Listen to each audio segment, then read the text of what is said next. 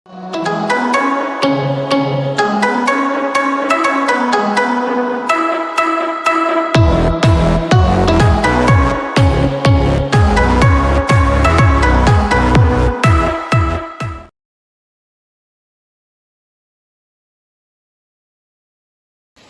हो बच्चों? उम्मीद है आप स्वस्थ होंगे, मस्त होंगे और अपनी पढ़ाई कर रहे होंगे। पिछले वीडियो में हमने भूगोल के पाठ 3 वह प्रक्रिया भाग 1 में भौतिक अपक्षय के बारे में पूरी जानकारी ली थी कि भौतिक अपक्षय क्या है, भौतिक अपक्षय का चट्टानों पर क्या प्रभाव पड़ता है, भौतिक अपक्षय किन कारणों से होता है, इसके बारे में हमने विस्तार से अध्ययन किया। इसी पाठ के पार्ट 2 में आज हम पढ़ने वाले हैं रासायनिक अपक्षय, जैविक अपक्षय और विशाल क्षरण। तो चलिए इस पाठ को हम आगे बढ़ाते हैं और समझते हैं कि रासायनिक अपक्षय और जैविक अपक्षय क्या है। अब हम पढ़ेंगे रासायनिक अपक्षय। अब ये रासायनिक अपक्षय क्या होता है? एक काम कीजिए, एक गिलास में थोड़ा सा जल लेकर उसमें 2-3 खड़ियों के टुकड़े डालें। अगले दिन उसका निरीक्षण करें और निम्न प्रश्नों के उत्तर लिखिए। जल के रंग में बदलाव आया, खड़ियों का क्या हुआ, है ना? फिर उसके बाद लोहे की कीलें, फुलियाँ गीले कपड़ों में लपेट कर रखिए। 2 दिन बाद कपड़ा खोलकर निरीक्षण कीजिए और निम्न प्रश्नों के उत्तर दीजिए। कपड़ों पर दाग पड़े हैं क्या? वे कौन से रंग के हैं? वे दाग कपड़ों पर किस कारण पड़े होंगे? तो जब हम ये प्रयोग करते हैं तो इस प्रयोग से हमें क्या पता चलता है? रासायनिक अपक्षय में जल की महत्वपूर्ण भूमिका होती है। चट्टान या विविध खनिजों का मिश्रण होता है, यह हमें पता है। जल यह वैश्विकी द्रव्य है। जल में अनेक पदार्थ सहजता से घुल जाते हैं। पदार्थ घुलने से मिश्रण की द्रव्यता बढ़ जाती है और जल में सहजता से ना घुलने वाले कुछ पदार्थ ऐसे मिश्रण में घुल जाते हैं। जिस प्रदेश में वर्षा का प्रमाण अधिक होता है वहाँ पर इस प्रकार की क्रिया होकर निम्नानुसार रासायनिक अपक्षय होता है। अब जल को क्या हम बोलते हैं? वैश्विकी द्रव्य बोलते हैं। इसमें पदार्थ आसानी से घुल जाते हैं। तो चट्टानों पर जो खनिज मिश्रण वगैरह रहते हैं उनका जल के साथ क्या होता है? रासायनिक क्रिया होती है, जिससे वहाँ पर रासायनिक अपक्षय हमें देखने को मिलते हैं। इसमें पहला है कार्बनन।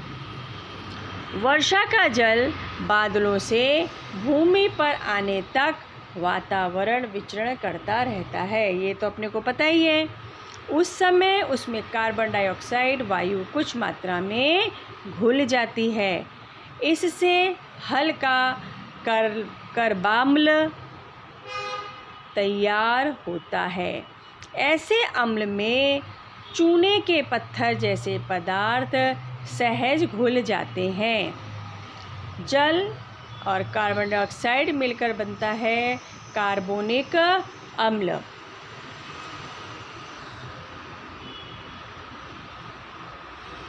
तो जब ये कार्बनन होता है तो कार्बनिक अम्ल जब इसमें घुलता है तो इस क्रिया को हम क्या बोलते हैं? कार्बनिक अम्ल का निर्माण जब होता है तो इस क्रिया को हम बोलते हैं कार्बनन। दूसरा है ध्रुवीकरण या विलयन। मूल चट्टानों में से कुछ खनिज जल में घुल जाते हैं। ये बात तो आपको पता ही है कि अगर वर्षा होगी तो चट्टान से खनिज तो जल में घुलेंगे ही घुलेंगे। जल के साथ बहकर उसकी क्षारता से, रासायनिक अपक्षय से चूने का पत्थर बन जाता है। जैसे अहमदनगर ज़िले के वड़गांव दरिया में चूने के पत्थर का फिर से रासायनिक अपक्षय हुआ दिखाई देता है। उसी प्रकार द्रवीकरण की क्रिया से चट्टानों का जो लवण है वह घुल जाता है और चट्टानें क्या हो जाती हैं, कमज़ोर बन जाती हैं। तो रासायनिक प्रक्रियाओं में या रासायनिक अपक्षय में जल की एक महत्वपूर्ण भूमिका रहती है। ये देखिए, ये चित्र है वड़गांव दरिया का।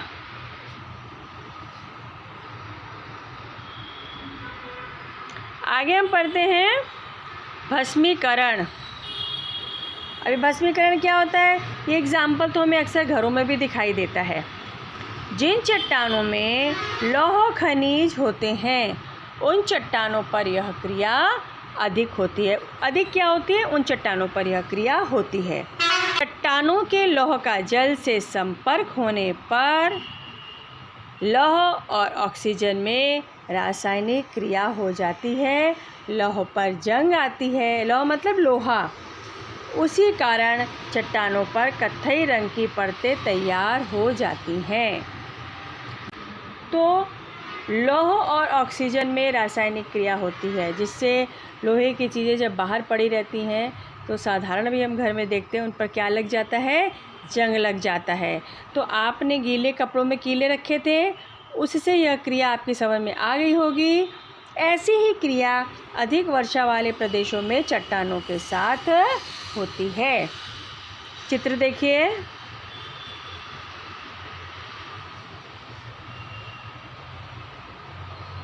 आपको चट्टानें लाल लाल दिखाई दे रही हैं। ये है भस्मीकरण। उपरोक्त प्रक्रिया के अलावा रासायनिक अपक्षय की कुछ और प्रक्रियाएं हैं। आपको हमेशा दिखाई देने वाले उदाहरण अर्थात वर्षा ऋतु में नमक से पानी छूटना, काट कर रखे हुए सेब पर लाल रंग आना आदि, ये सब रासायनिक तथा जैव रासायनिक प्रक्रियाएं जब चट्टानों पर होती हैं तब ऐसा कहा जाता है कि उन चट्टानों का रासायनिक अपक्षय हुआ है। अब हम पढ़ लेते हैं जैविक अपक्षय के बारे में। भौतिक और रासायनिक अपक्षय के अलावा जैविक कारणों से भी चट्टानों का अपक्षय होता है।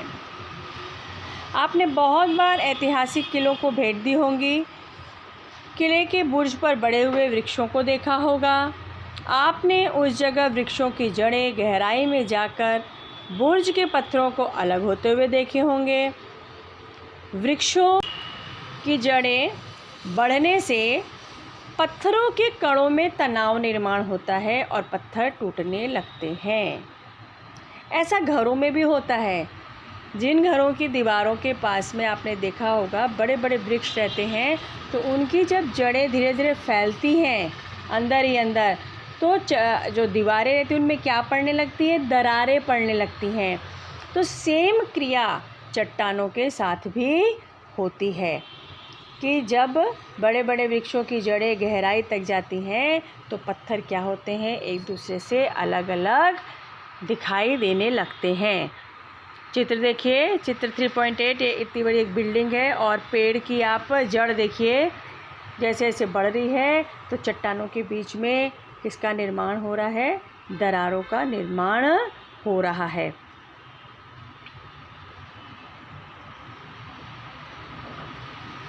चींटियाँ बाम्बी बनाती हैं। चूहे, घूस, खरगोश जैसे प्राणी और कृमि कीटक जमीन में बिल बनाते हैं। इन सब प्राणियों को बिल खोदने वाले प्राणी कहते हैं। उनके खोदने के कार्यों से भी चट्टानों का अपक्षय होने लगता है, क्योंकि वहाँ की जो चट्टानें वो क्या होने लगती हैं, अंदर से कमज़ोर होने लगती है, पोली होने लगती हैं।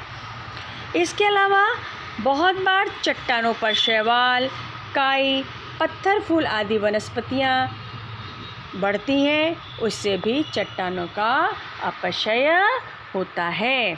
चित्र देखिए, इस चट्टान पर कितना बड़ा शैवाल या पत्थर फूल आ गया है। तो यह किसका एग्जाम्पल है? जैविक अपक्षय का उदाहरण है। अब हम पढ़ते हैं विशाल क्षरण के बारे में। ये विशाल क्षरण क्या होता है? चट्टानों से टूटे हुए टुकड़े गुरुत्वीय बल से ढलान की दिशा में नीचे सरकने लगते हैं और ढलान की तलहटी पर रुक जाते हैं। कई वर्षों तक ऐसी प्रक्रिया चलती रहने से तीव्र ढलान की तलहटी के पास ये अपक्षयी टुकड़े इकट्ठा होते रहते हैं। तो ऐसे स्थानों पर शंक्वाकार ढेर बन जाता है।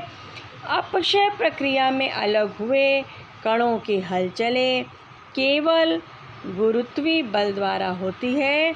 इस क्रिया को विशाल क्षरण कहते हैं। किसी चीज़ का नीचे आना ही क्या कहलाता है? यह गुरुत्वीय बल के कारण होता है। तो इस प्रक्रिया को हम क्या कहते हैं? विशाल क्षरण कहते हैं। तो अब ये विशाल क्षरण के भी दो प्रकार होते हैं। कौन कौन से? तीव्र ढलान पर वह तीव्र गति से होता है और मंद ढलान पर ये विशाल क्षरण मंद गति से होता है। तीव्र गति से होने वाले क्षरण का क्या प्रभाव पड़ता है या क्या होता है? ये चट्टानों का गिरना, भूस्खलन, भूमि धंसना जैसी हलचलें तीव्र गति से होती हैं। बहुत बार ऐसी हलचलों का परिणाम बहुत विनाशकारी होता है। तीव्र ढलान वाले नम मौसमी प्रदेशों में ऐसी हलचलें होने की संभावनाएं अधिक होती हैं।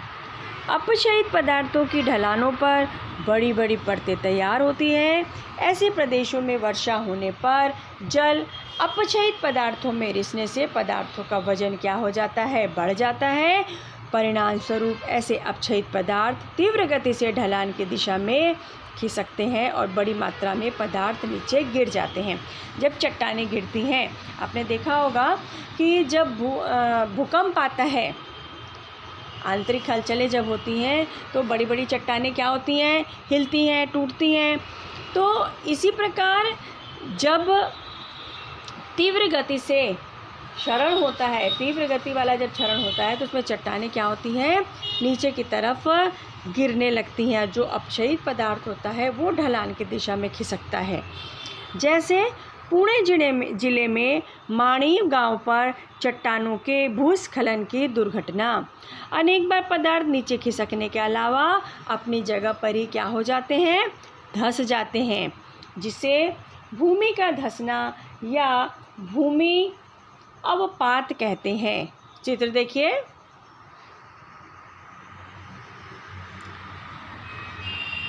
भूमि का, चट्टानों का भूस्खलन। भूकंप के कारण भी विशाल क्षरण होता है। भूकंप आंतरिक हलचलों के कारण उत्पन्न होता है और जिसकी वजह से भी बड़ी मात्रा में चट्टानों का क्षरण होता है। कम ढलान और आमतौर पर शुष्क मौसम के प्रदेशों में विशाल क्षरण धीमी गति से होता है। नमी वाली जगह पर क्या होता है? तीव्र गति से क्षरण होता है, ज़्यादातर उसकी संभावना रहती है। और जो शुष्क मौसम के प्रदेश होते हैं वहाँ विशाल क्षरण धीमी गति से होता है। इसमें मिट्टी का खिसकना यह क्रिया अधिक मात्रा में होती है। और तीव्र गति के क्षरण में क्या होती है? पत्थरों का, चट्टानों का खिसकना अधिक तेज़ गति से होता है। समशीतोष्ण प्रदेशों में ढलान पर धीमी गति से सरकने के कारण ढलान में लंबवत छोटे छोटे बांध बन जाते हैं। इस क्रिया को मृदा सर्पण मात लोट कहते हैं। चित्र देखिए,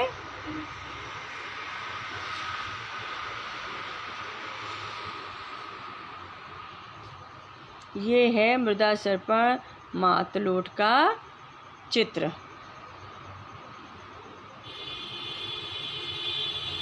उसमें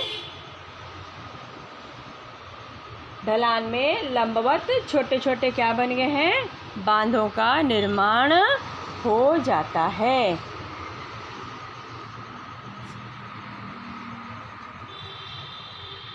आगे देखिए, आपको कुछ और चित्र देखिए। ये है भूस्खलन, कैसे बड़ी बड़ी चट्टानें ऊपर से खिसकती हैं, नीचे पत्थर गिरते हैं, फिर गुरुत्वाकर्षण का गुरुत्वीय बल के कारण नीचे आती हैं वो। ये भी एक भूस्खलन का उदाहरण है।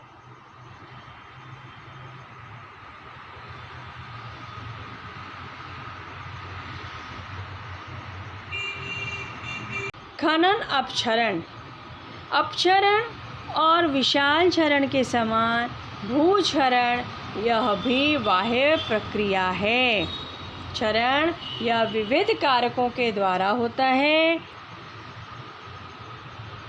पवन, बहता जल, हिमानी, समुद्री जल एवं भूजल के कार्यों से क्षरण होता है।